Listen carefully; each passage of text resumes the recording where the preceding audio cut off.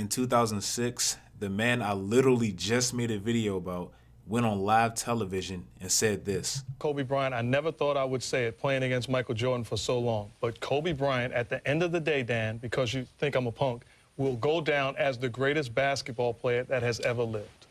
Now at the time, this really didn't seem like a crazy hot take by any stretch. Kobe was 28 years old, had already won 3 NBA championships. Mind you, MJ won his first championship at 28. Kobe was just coming off a season where he averaged 35 points per game and actually put up 81 points in a game, the most points since Wilt Chamberlain in the ancient era. So it wasn't like a real bizarre take by Mark Jackson because it didn't seem that unattainable. But with all that being said, I have to tell you, Kobe completely took himself out of the GOAT conversation the same season Mark Jackson said that exact same thing. Just for clarification, Kobe's my favorite player of all time, or at least top 2 that I've seen. But for the overall perception of Kobe, this is where that MJ GOAT gap became a bit wider for the Mamba and a little bit more harder to get. Now, to me, Michael Jordan being claimed as the GOAT might be the hardest thing to surpass for any player in any sport of all time. Like the way Michael Jordan gets love and the way that, another player will get backlash if their name is even mentioned in the same sentence as MJ is incredible. Like it's no surpassing Mike. His resume is probably the closest thing to perfect than any other player in any other sport ever. And although LeBron was close, his overall imprint on the game is just still the hardest thing to come close to because his impact was that significant. So even if Kobe had a perfect resume and did everything the right way, this still isn't an easy thing for Kobe to accomplish. Kobe had already lost the NBA Finals by this time, and many people still villainized him for quote-unquote running Shaq out of LA. But his scoring streaks and his determination and the excitement he continued to bring to LA despite Shaq's absence slowly laminated his darker years in LA. With Mark Jackson saying something like this, I feel like he was finally getting the praise he so desired. But here's where it all took a hard left turn. Kobe's incredible season in 2006 was enough to actually drag a pretty mediocre Lakers team to the playoffs with the 7th seed. And the matchup was pretty intriguing to me because the Lakers were matched up against the Suns team that had the reigning and current MVP on their team with Steve Nash, winning it back-to-back. And even though in 2006 Kobe had heroic performances, averages, 81 points, all that great stuff, he still finished 4th place behind Dirk Nowitzki and LeBron James in the MVP race, even though he was averaging 35 points. So I know he had a little bit of, a little bit more determination behind all that. And despite losing game 1, the Lakers came back and they won game 2, 3, and 4. And in game 4 is where Kobe iconically did this.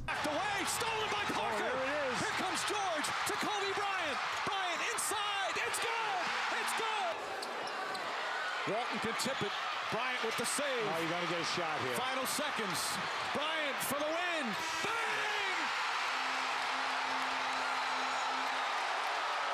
With Kobe and the Lakers quickly jumping out to a commanding 3-1 lead like that, and all those shots that Kobe was making in game 4, you would think the Suns were pretty demoralized and mentally defeated. Like, it's hard to snap back in place and recover after Kobe did that and stole that game 4 when you were trying to tie it up 2 games apiece. So you would think the Suns were done. But in game 5, the Suns snapped back into it. They were the 2nd seed, so they weren't just some pushovers. They snapped back into it, and they blew the Lakers off the court. And in game 6, the Lakers lost a heartbreaking game in OT where Kobe scored 50 points. So Kobe still looked good, only in some people's eyes though. To this day, I still don't understand this, and I just can't wrap my mind around it because it was Kobe Bryant and he was playing on that Lakers team.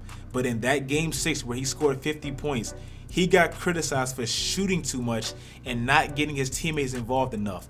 And I didn't get that because he was efficient with his shooting. He went 21 for 35, but he still couldn't, escape the backlash and the criticism. Like I said, that game went into overtime, and in that overtime, Kobe had 7 of their 10 field goal attempts. And in game 2, 3, and 4, where they won 3 straight, Kobe was only averaging 18 shots a game. So it wasn't like he was ball dominant and pretty much shooting all the shots. But in game 6, A lot of people thought he leaned more towards his heroic ball and hero ball and not passing and trusting his teammates, and that was the reason why they were in the Game 7 in the first place. So despite Kobe's 50-point game and doing everything he could, to get the team over the hump, fans, media, everywhere was bashing him and basically calling him a ball hog, pretty much the Kobe Bryant stigma for the rest of his career. And Kobe sadly heard him, and Kobe listened to him. Now, mind you, he had all that criticism on his mind going into a Game 7, the most important, pivotal game of the year, the game where his back was against the wall, and the Lakers, they needed that game to, advance to the next round, the most important game of the year. And Kobe came out from the start non-Kobe-like. He was non-Kobe-like. He wasn't Kobe Bryant. He was super passive, not aggressive at all, not really looking for a shot. If you know Kobe, Kobe's always looking for a shot. It was like his X button on the controller was broke, or the square button if you play PS4 or whatever. But it was like he just didn't have a shot button because he was not putting up shots. And by the half, they were down 15 points, and they pretty much just needed that guy to get him over the hump because the guys, plural, weren't going. Like their shots weren't falling, so they needed that guy, aka Kobe, to get him over the hump. They needed that 50-point game. But like I said, after being down 15 points at that half, he came out for the second half and shot 3 shots. Right, he shot 3 shots. Like, he literally put up 3 shots for a whole half. Kobe Bryant, he puts up 3 times that in a quarter. So he put up 3 shots in a whole half with a Game 7 with Smush Parker, Lamar Odom, Kwame Brown. Like, this was his team, and he came out and put up 3 shots. Like, he quit. That was just that. He quit. Now, they ended up getting blown off the court by 30 points, and this has been famously titled as Kobe Bryant's quit game or his pout game, and obviously it left a significant stain on his resume. Why did Kobe Bryant take 3 shots in the second half? I think he was being very selfish. I think he stopped shooting because he wanted to say, those guys didn't help me. Because normally, if they had to get down by 20 points, he would try to take over. He was not aggressive at all. He was not shooting the ball. He did it a couple of years ago when they had Shaq. He wanted to prove, you guys can't do anything without me. But the truth of the matter, he was very selfish. Hey, those guys played very well. Kobe Bryant is in the most peculiar situation as any basketball player there is. Because here's a time when he doesn't shoot, he's selfish. The night before, he shoots 35 times, he's selfish. So he's in a basketball place that very few people are. That no matter what his output is, there is some reluctance. There would be criticism because of what he does. And I think that's, to me, sometimes it's unfair.